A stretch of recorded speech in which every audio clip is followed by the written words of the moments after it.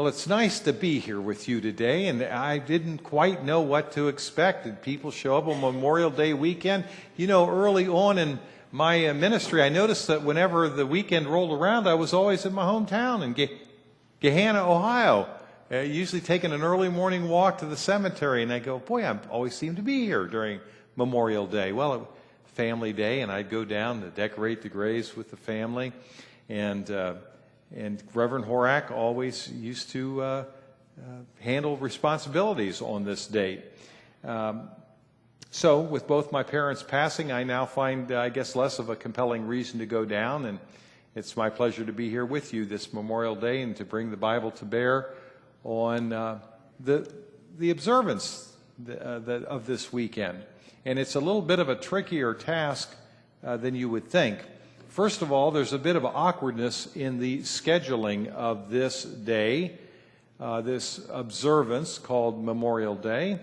Originally, it was always on the 30th of the month of May, called a decoration day originally because that's when the people decorated graves with flowers. And I guess the end of May is when flowers are blooming in force and people would have flowers to decorate the graves. And so that date was set upon.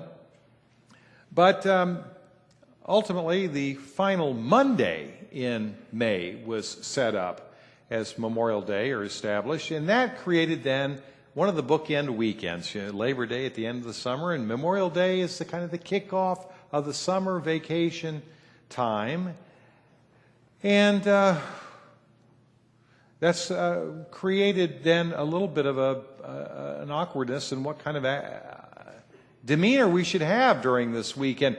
You know, we go home again to be with our families, as I used to, and in our local newspaper, this last issue, you'll see a question was asked, how are you going to spend Memorial Day? 5 people were polled and their answers were given, and 4 of the 5 specifically mentioned family, and the 5th one strongly implied time with family.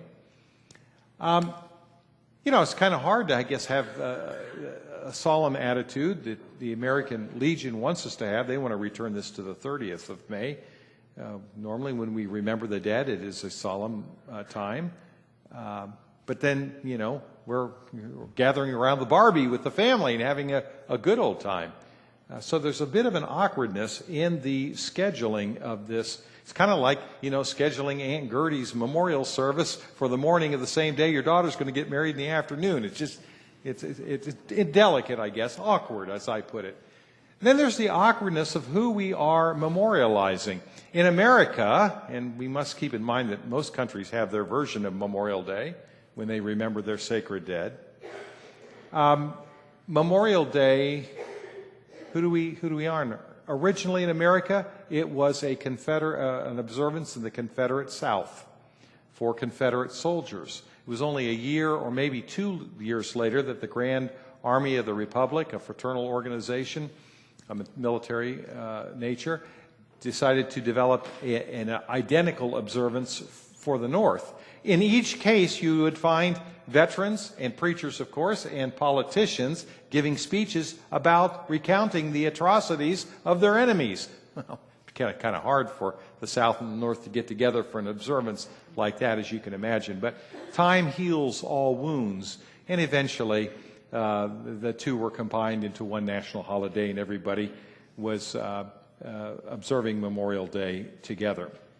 I almost forgot to mention in the local newspaper, right underneath that article about how are you going to spend Memorial Day, is another article with the heading, "Enough with Happy Memorial Day Nonsense." So some people are taking this very, very seriously. Still, there's this unsettling thought that as we are celebrating our sacred dead for the noble cause that prompted them, our enemies are doing the same thing for their sacred dead, often invoking God's name in the process, which is kind of a different reflection upon the Almighty. Is the Almighty divided among himself?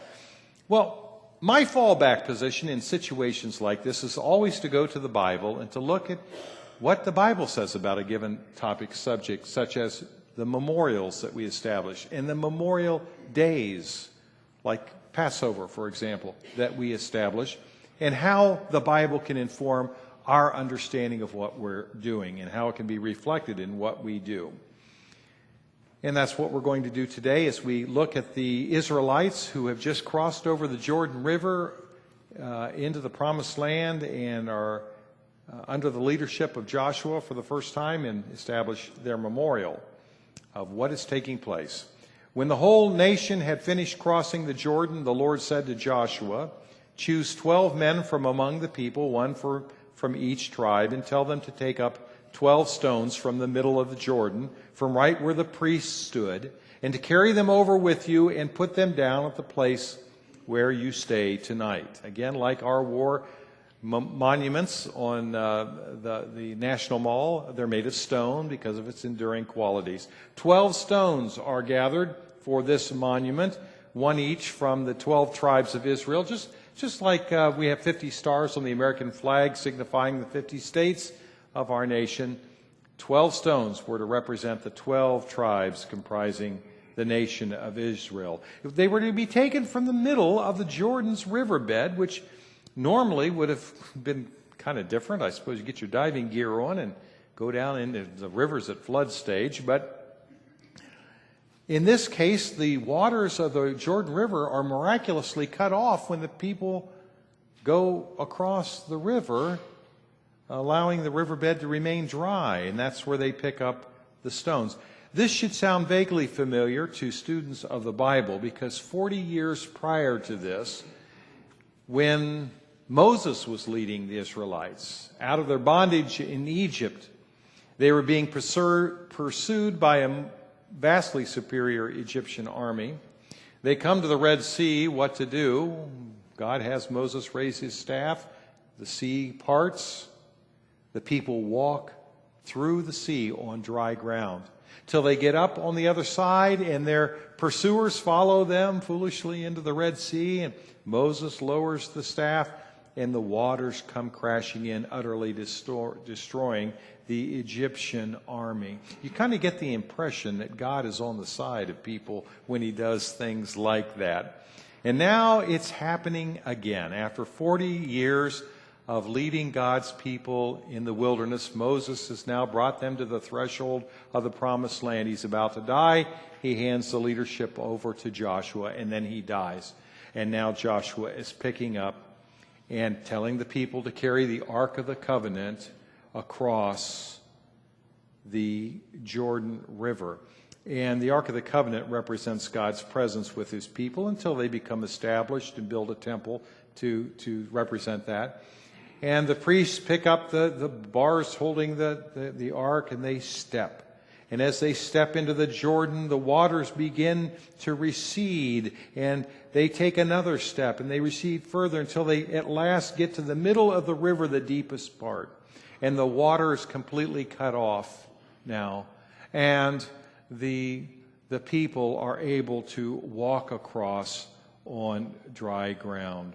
About 40,000 armed for battle crossed over before the Lord to the plains of Jericho for war. That day the Lord exalted Joshua in the sight of all Israel, and they revered him all the days of his life, just like they revered Moses. Then the Lord said to Joshua, "Command the priests carrying the Ark of the Testimony to come up out of the Jordan." So Joshua commanded the priests, "Come up out of the Jordan." And the priests came up out of the river carrying the Ark of the Covenant of the Lord. No sooner had they set their feet on the dry ground than the waters of the Jordan returned to their place and ran at flood stage as before. Shazam, it had happened again. Kind of reminds me of a greeting card I saw. Police officer stops a clergyman, and he asks him, "Have you been drinking?" And the clergyman says, "A little water." And he goes, "Well, then why do I smell wine?" And the clergyman says, "Good Lord, he's done it again." He's performed that miracle again, and he's done it again here. Just like he separated the Red Sea, now he has stopped the water, allowing the people to cross over on dry ground. And just as his miraculous wonder-working power enabled the Israelites to overcome a vastly superior Egyptian force, now they can expect his same power to liberate and deliver them from a superior Canaanite force. The stone memorial that they have set up is to remind them, as St. Paul would later say, if God is for us, who can be against us? How can you know if God is for you? The only way to know is if you are for God. If you are for God, God will be for you. God is for those who are for Him. If we are for Him and His will and His ways, He will be for us. You know, if we are for God and our enemies are for God, then we are not going to contend with each other because God is not divided. But if we contend with each other, it's sure evidence that one of us or both of us are not for God. There were times when Israel was not for God, and they did not experience the success we're going to see in their first battle of Jericho for certain. They were roundly routed. They were soundly defeated. In fact, there came a time when they were completely exiled from the promised land because they had ceased to be for God, and God could no longer be for them, and disaster struck. Memorials like the one in our text are to remind them of this, that God is powerful and that God can be for you, but only if you fear Him, which is the Bible's way of saying if you revere Him, if you trust Him and obey Him. He, Joshua, said to the Israelites, in the future when your descendants ask their fathers, what do these stones mean? Tell them, Israel crossed the Jordan on dry ground. For the Lord your God dried up the Jordan before you until you had crossed over. The Lord your God did to the Jordan just what He had done to the Red Sea when He dried it up before us until we had crossed over. He did this so that all the peoples of the earth might know that the hand of the Lord is powerful, and so that you might always fear the Lord your God. So that all the peoples of the world might know, not just the Israelites, but the Canaanites as well. Not just ancient peoples, but modern day peoples as well. This memorial that was set up is a memorial for us. This text is a text for us. This message is a message for us. And we would do well to fashion our memorials and our memorial days with this biblical message in mind. The military men and women who put themselves in harm's way, who risk paying the supreme sacrifice, cannot be distracted with questions of morality and the ethics of what they are doing. When you are in the heat of battle, seeing things that no human beings should see, you cannot be distracted by anything, or you will give the advantage to your enemy. That is why Alfred Lord Tennyson wrote in his poem, The Charge of the Light Brigade, theirs not to reason why, theirs but to do and die. The ones who are to reason why are our politicians. Now, I realize politicians are not real popular in this day and age. There's only one that's popular at all. Not here, good. Okay. But before we bash them too hard, in a democracy, democratic republic such as ours, our politicians are a reflection of the people, are a reflection of who we are. I've heard a phrase used over and over again by politicians of every stripe, from the top to the bottom. Every president has used this phrase, and all of our political leaders, when they refer to the national interest. Something furthers the national interest or is not in the national interest. Once the nation's national interest is determined, the discussion is over. The decision is made upon that basis. But I guarantee you that when something is in one nation's interest, it is probably not in another nation's interest. Okay? In other words, it may be in Israel's national interest to cross the Jordan River. It is not in the Canaanites' interest that they cross over into what they consider to be their land. Emancipation may work in the North, may not work in the South so well. No wonder wars rage when determinative systems like this control our foreign policy decisions and our international affairs. Is saying that something is in the national interest the same as saying it is in the kingdom's interest, the kingdom of God? If Israel's national interest departed from God's kingdom interest, shouldn't we hold open the possibility that our own could depart from it as well? For my thoughts are not your thoughts, neither are your ways my ways, declares the Lord. Instead of always presuming that God is for us, we might better ask ourselves, are we being for God? Wouldn't it be refreshing if when there was a foreign policy decision to be made, that we made it not on the basis of whether or not it was in our national interests, but whether or not it was the right thing to do? A genocide is taking place over some place over which we have some sphere of influence. What's the right thing to do? Even if they're not an oil-producing country, what is the right thing to do?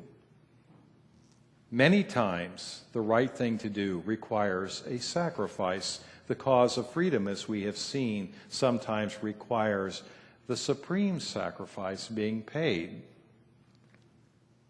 Well, freedom exerts a cost, and it involves a shared sacrifice on all of our parts sometimes.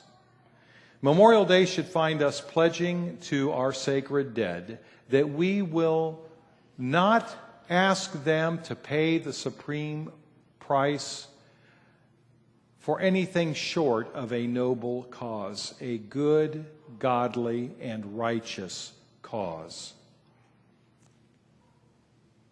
We should ask ourselves, not does it pursue some narrow, parochial, personal self-interest, but does it pursue kingdom interests? Freedom is worth fighting for. It is not free, as they say, and there's a price to be paid. Freedom is a noble cause, but not just freedom for white people, but for brown and black people as well. Not just for rich, overprivileged people, but for poor and underprivileged. It's just as sacred for all God's children.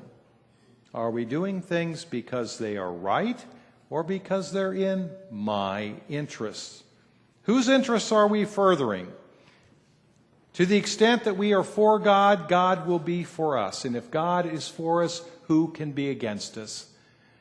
Can terrorists, can ISIS, can emerging economic powers, can strange worldly powers like North Korea, who can be against us if God is for us? The biblical witness tells us that God has a history of mighty, miraculous, wonder-working power that works for those who are for Him. May this Memorial Day find us honoring our sacred dead by becoming that righteous nation, by being that beautiful nation. America the beautiful. Please rise.